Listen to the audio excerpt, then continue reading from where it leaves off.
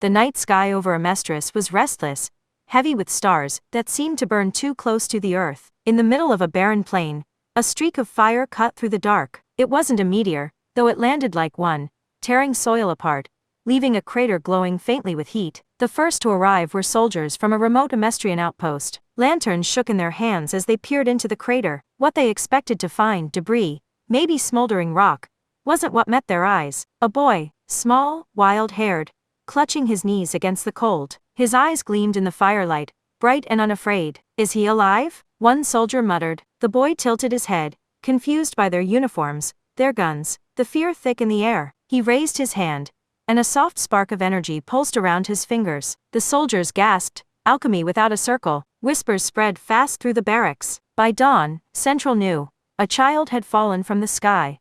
One who could bend energy raw. No symbols, no chalk, no words. Some called him an alchemical miracle. Others called him a weapon. Years passed. The boy grew among uniforms and rigid codes, but the wildness in him never dulled. They named him Goku. His laughter echoed down sterile military halls, a strange warmth in a place built on order. He ate twice what any soldier could, sparred with men who doubled over trying to match his speed, and still ended every fight grinning. And yet, amid this strange new world, there were moments when his eyes softened. He would stand at windows during storms, watching lightning claw at the sky, as if searching for something familiar in the chaos. It was on a quiet day in Resemble that he first crossed paths with two boys who would shape his future. Edward Elric was impatient even as a child, short-tempered, sharp-eyed, demanding answers from the world. Alphonse was softer, his smile careful, always watching his brother. They came with their mother to deliver food to the soldiers, and in the dusty afternoon light, Goku watched Ed trace shapes in the dirt with a stick, lines that began to form a circle. "What's that?" Goku asked, crouching close. "Alchemy," Ed replied, puffing up with pride. "With the right circle, you can change anything." Goku blinked. "Without fighting?" "Without fighting," Al confirmed gently. The three of them bent over that messy circle together, boys curious about each other's worlds. For the first time since falling from the sky, Goku didn't feel like an intruder. He felt like a boy making friends. The seeds were planted there, and dirt smudged on their hands. None of them knew how much those bonds would be tested, or how tightly they'd cling to one another when everything burned. The Elric house smelled of stew that night, with smoke curling from the chimney into the calm of Resemble's evening. Goku sat cross-legged on the floorboards, eyes white as Ed, and Al showed him their notes, circles drawn with smudged pencil, scraps of alchemy texts borrowed from their father's shelf. "This one's fire," Ed said, pointing at a jagged diagram. "If you get it just right, you can change the air itself." "Circles, lines, it's all rules," Goku murmured, tilting his head. His hand lit briefly with ki, a golden flicker that made the lamp flame quiver. "Mine doesn't need rules." Edward scowled. "That's not fair." Al laughed softly. "Maybe we can learn from each other." So they did. Seasons turned, and three boys grew into restless teenagers under the same wide country sky. Ed devoured theory, Al softened every argument, and Goku dragged them into fields to spar until their lungs burned. Their bond was ironclad, until the night everything fractured. Their mother's cough had lingered too long, the warmth of her hands fading too fast. By the time the sickness took her, the house felt like a tomb. Ed's grief boiled into defiance. Al's heart cracked with quiet desperation. Goku, who had no parents to mourn, no memory of family, watched them break, and promised without words that he would not let them be alone. So when Ed whispered of transmutation, of bringing her back, Goku followed them into the dark. The circle they drew was precise, trembling hands guided by obsession. The air inside the house turned heavy. Goku stood with them, fists clenched, as the glow rose. And then came the scream. Light shredded the room, twisting matter into something it was never meant to be. Flesh failed, bone unraveled. Ed reached, and Al was ripped from him in an instant, gone into the blinding pull of the gate. Goku's roar shook the walls. Power exploded from him, shattering part of the circle, but it was too late. When the glow receded, the house was ruined, and Ed lay on the floor missing an arm, blood pooling fast. Only Goku remained whole, because the gate, curious thing, had reached for him too and recoiled. His energy, foreign and infinite, wasn't bound by equivalent exchange. For once, the rules of this world bent around him, but the cost still hung heavy. Alphonse's body was gone. Edward screamed until his voice broke, and Goku, crouched between them, pressed his hands to Ed's wound, begging uselessly for his strength to be enough. By dawn, Winry and Pinako had rushed in, working feverishly to save Edward's life. Goku stood outside, fists pressed to his forehead, the the weight of failure clawing at him. He was a boy who had never belonged to this world. And for the first time, he wished desperately that he had the power to change it. The train to Central clattered like a restless beast, metal wheels singing against the tracks. Goku leaned out the window, hair whipping wild in the wind, grinning at the endless stretch of countryside. Behind him, Edward muttered curses about how loud he was being, while Al, armor now, hollow and echoing, sat silently, hands folded on his knees. It still hurt to look at him. Goku caught the metallic reflection of his brother friend's soul bound to steel and clenched his jaw. That night in Resemble hadn't ended. It followed them in every reflection, every pause between words. At Central, the military swallowed them whole. Uniforms, salutes, the clipped authority of Colonel Mustang with his knowing smirk. He called Goku the anomaly, eyes narrowing at the golden sparks that sometimes flickered around his fists. Not alchemy, Mustang said, fingers steepled, but useful. The brass thinks you're a weapon. You three stick together, and maybe we'll all survive what's coming. It wasn't comfort, it was a warning. Assignments followed, rogue alchemists in smoky alleyways, corrupt officers, creatures in the dark with eyes too human to be human. Each battle stitched the three of them closer, but also frayed them. Edward's temper sharpened, Al's silence grew heavier, and Goku, reckless as ever, burned brighter in every fight. Yet each time, he looked at Winry, working oil-stained hands over metal limbs. He felt the pull to something quieter, something worth protecting beyond fists. One night, after a mission gone ugly, the three of them sat by a fire outside East City. Al stared at the flames, voice hollow through steel.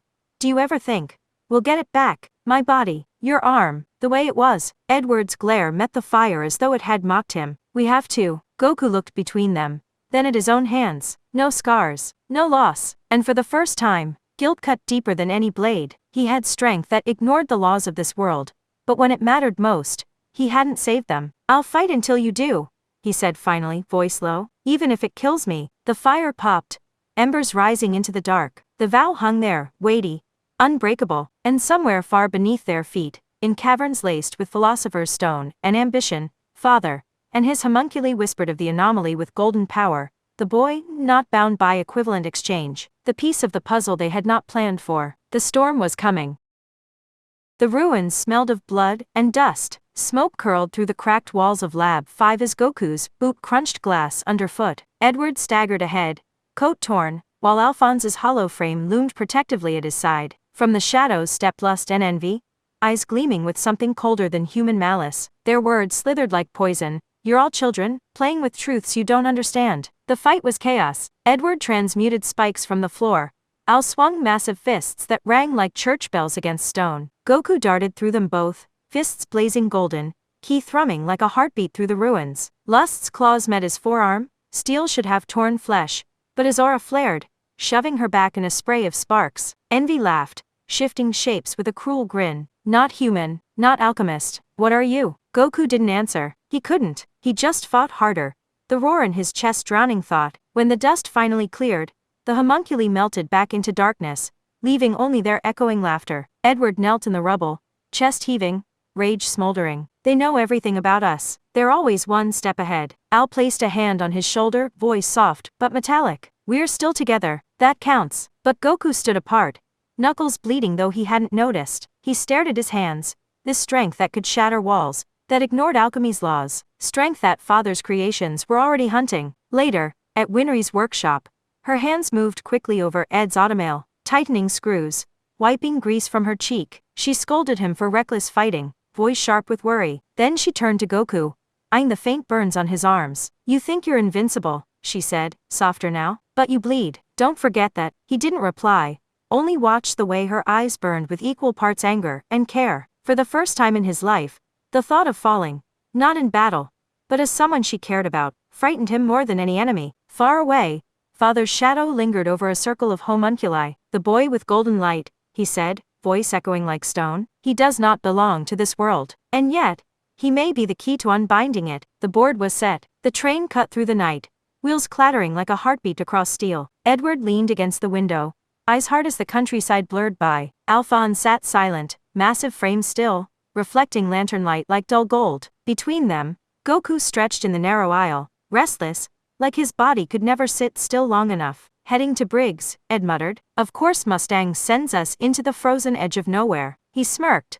but his voice carried unease. The mountains rose sharp against the horizon by dawn. Briggs' fortress stood like a stone fist at the world's edge. General Armstrong greeted them with the kind of presence that crushed air from a room. Her gaze swept Goku like she was weighing him against artillery. Not alchemy, she said finally, but power, raw and dangerous. Goku blinked, scratching the back of his neck. I just fight. Her lips curved faintly. Then fight for Amestris, or stay out of my way. Snowstorms howled that night. In the barracks, Goku sat awake, watching his breath mist. Al sat nearby, quiet as ever. Then he asked, almost whispering, do you ever wonder what you really are, Goku? The words lodged deep. Goku thought of stars he'd never seen, instincts that screamed to fight stronger and stronger foes. He thought of Winry's voice telling him he could bleed. For the first time, he whispered back, yeah, I do. The calm shattered when Sloth burst through the walls of the fortress, massive, lumbering, unstoppable. The battle shook the mountain itself. Edward's alchemy carved trenches of ice and stone. Alphonse anchored soldiers with shields. Armstrong bellowed commands like thunder. And Goku, he met Sloth head-on, fists glowing, ki whipping into the blizzard. Every blow cracked the air, like lightning. For hours they fought, until the monster toppled into a pit of stone and snow. The soldiers cheered, but Armstrong's eyes stayed on Goku. She didn't clap. She didn't smile. You're no soldier, she said quietly, almost to herself. You're a weapon walking, and weapons, in the wrong hands, change wars. That night, by the campfires, Winry's letters reached them, smudged with oil stains from her workshop. Goku read hers twice, lips moving silently, before tucking it close to his chest. Snow kept falling, war kept brewing. The sky above Central burned with alchemic light. Circles stretched across the capital, vast and perfect. Father's design etched into stone and blood. People fell to their knees, lifeless, as energy was ripped from their bodies. Ed's voice cracked through the chaos. It's starting. He's using the entire country. Goku stood at the center of the storm, fists clenched, ki rising like a firestorm against Father's pull. The homunculi swarmed, each one a shadow of human sin, and the Elrics fought them with every ounce left. Wrath's blades clashed with Ed's steel. Lust's fire swept across the square. Greed's laugh rang in the dark. The battle spiraled in every direction. But through it all, Goku pressed forward, straight toward Father. You think strength is yours alone? Father's voice rolled deep, layered with power not human. His body swelled with the stolen souls of Amestris. I am godhood. No, Goku answered, voice raw, burning. You're just a coward who steals what others built. Real strength comes from fighting for them. Ki surged brighter than the alchemy circles. It tore across the battlefield like dawn breaking. Ed and Al shielded their eyes as Goku launched forward, fists meeting Father's form with impact that split the earth. Every strike was met with screams, each blow shaking free the energy Father had stolen. The ground gave way, the sky cracked, the circle shattered. When silence finally fell, Father was gone. The homunculi dissolved into ash. The glow faded from the streets. People gasped awake across the city. Lives returned, though weaker, shaken. Ed collapsed to his knees, Al's armor dented and broken beside him. And Goku, he stood still in the ruins, chest heaving, body bruised, but alive. Winry ran through the smoke, hair flying, eyes wide. She reached him before words could form, throwing her arms around his shoulders. You're insane, she whispered, voice breaking against his neck. But you came back. Goku's laugh was tired, soft, almost boyish again. I had to. I promised. Around them, soldiers picked each other up. The Elrics stared at the wreckage, at the lives saved, at the cost. Above, the sky cleared, just a normal blue, nothing divine left in it. For the first time, Goku looked up, and didn't feel like a stranger in this world. He felt like he belonged, and he knew whatever came next, he wouldn't fight just for strength anymore. He would fight for them.